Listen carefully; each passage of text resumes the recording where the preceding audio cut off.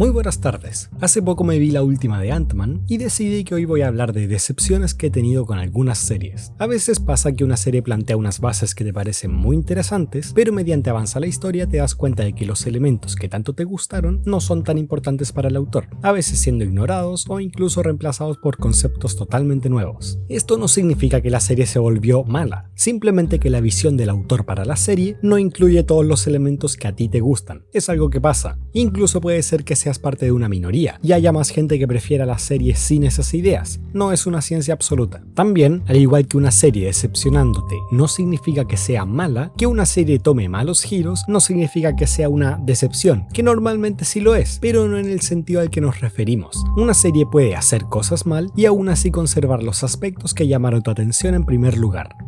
Y así es como llegamos a, lamentablemente, uno de mis héroes favoritos del MCU, Ant-Man. Desde que vi la primera película quedé fascinado con el personaje y esperé ansioso la secuela, pero mediante avanzaba su historia lo único que pude ver fue cómo los aspectos que más me llamaron fueron abandonados uno por uno, hasta el punto en el que realmente ya no me emociona mucho la idea de seguirlo viendo. Pero, ¿qué se fue específicamente? Yo digo que se perdieron 5 puntos, los cuales armaban a mi Ant-Man ideal. Idea simple, preparación y ejecución. Temprano en la película te plantean lo que será el objetivo final, una idea simple como robar el Yellow Jacket. Luego tenemos toda la preparación, el entrenamiento, la recuperación de la pieza y la reunión del equipo. Y finalmente tenemos la ejecución, el intento de llevar el plan a cabo, el súbito fracaso de los planes y los personajes improvisando para no perder esta oportunidad. Eso me gustó, entendible, directo al grano y fácil de explicar. Sin embargo, las secuelas decidieron hacerlo de otra manera. La 2 tiene una idea simple, pero para la mitad de la película ya son capaces de ejecutar su plan. La hora restante son eventos poco importantes que solo retrasan el final, mientras que Quantum Manía directamente no tiene ninguna de las tres. Empiezan con la idea de que tienen que escapar del reino cuántico, pero el objetivo cambia a Kang bastante rápido, y cuando se encargan de Kang, la planeación y ejecución ocurren en menos de 5 minutos. Poderes simples, herramientas útiles. Los poderes de Ant-Man son tan básicos como te imaginas. Se encoge y a veces se agranda. Listo. El que sean tan simples ayuda a la audiencia a entender la situación. Es fácil aterrizar cuándo tendrá o no tendrá la ventaja si solamente puede hacer 2 cosas. Aún así, uno no quiere que sea tan directo. Ahí es donde entran las hormigas, sus herramientas. Cada una tiene una habilidad única y fácil de entender, pero al estar todas a su disposición, las puede usar en maneras creativas para resolver los problemas que se van presentando. Es por esto que el robo le calza también. Es una tarea centrada en su poder principal, pero con muchos obstáculos que deberá ir superando con las herramientas correctas. En su lugar, las secuelas decidieron darle mucho más dinamismo a sus poderes, y los hicieron más centrados en las peleas, las alas y las armas de la avispa siendo un claro ejemplo, y Giant Man siendo un ejemplo menor. Este sí es utilizado más creativamente. Las hormigas también. En la 2 su rol se limita a ser un señuelo, un rastreador y alas, porque Ant-Man no tiene. Y en la 3 están ausentes hasta el final, en el cual solo son una estampida. La cosa es que no solo era divertido, aparte de eso, las hormigas te importaban en la base de que a Scott les importaban. Eso como que se pierde en las siguientes. Problemas pequeños no es lo mismo que problemas cuánticos. La primera película tiene una temática muy fuerte de problemas pequeños. Todas las situaciones en las que Scott lleva el traje tienen que ver con su tamaño, su sigilo o su maniobrabilidad, punto en el que su diverso set de herramientas ayuda mucho. Esto es para mí la esencia de Ant-Man. Aun cuando puede usar sus poderes para pelear, la gracia está en los problemas pequeños. Luego introducen la idea de volverse subatómico, y sinceramente me encantó. Literalmente era el problema más pequeño, hasta que empiezan a desarrollarlo y deciden que el reino cuántico no es este lugar incomprensible e inexplorable, sino que es solo otra dimensión en la que habitan seres relativamente normales, nada que no hayamos visto en otras series como Guardianes de la Galaxia. Y es ahí donde está mi problema. Al ser el reino cuántico un lugar tan simple y tan comprensible, esta idea de problemas pequeños deja de contar. Sí, sobre el papel siguen siendo muy pequeños, pero todo lo que esto afectaba ya no está. El mundo en el que están no se ve gigante en comparación, y habilidades como su incremento de fuerza también desaparecen. Es como si no se hubieran encogido en primer lugar.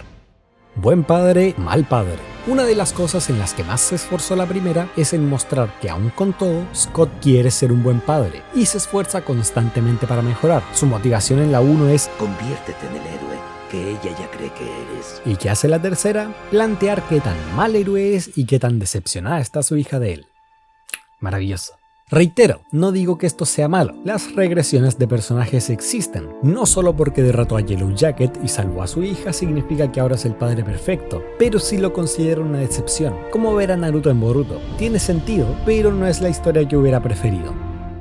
Conflicto familiar. El conflicto original es simple. Hank Pym creó a Ant-Man, lo escondió porque era peligroso, y cuando alguien más está por crear su propio traje, tienen que sacar a Ant-Man del retiro para evitar que su poder caiga en manos equivocadas. Todo se conecta, mientras que las siguientes tienen puntos de trama más desconectados. Hay que rescatar a la madre de Hope, pero el ego de Hank se interpondrá en su camino, porque hace años despidió a alguien, ese alguien tuvo un accidente con un experimento, el accidente le dio poderes a su hija, y S.H.I.E.L.D. la tomó y la convirtió en asesina, por lo que ahora ella quiere extraer la energía de Janet para sanarse. El ego de Hank sí es un problema, pero la ejecución tiene demasiadas inconveniencias y acciones de terceros como para poder decir que directamente fue su culpa. Iron Man 2 hace un mejor trabajo con una idea similar, ligando al villano no solamente al ego de Howard y Tony, sino que a la creación del propio reactor Arc. No será la mejor película, pero sí plantea mejor la familiaridad de los conflictos entre personajes.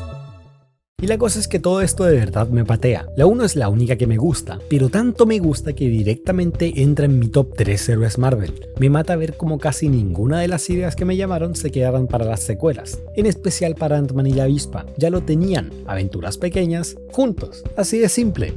Lo que sí, hay que dar crédito donde crédito se merece. Una idea que sí se quedó es el de cómo el padrastro en la 1 no era un mal tipo, él también quería lo mejor para Cassie, y esto se ve en las secuelas con Cassie teniendo dos ambientes familiares en los que es querida y no se tiene mala. Me alegra que no hayan abandonado esa idea.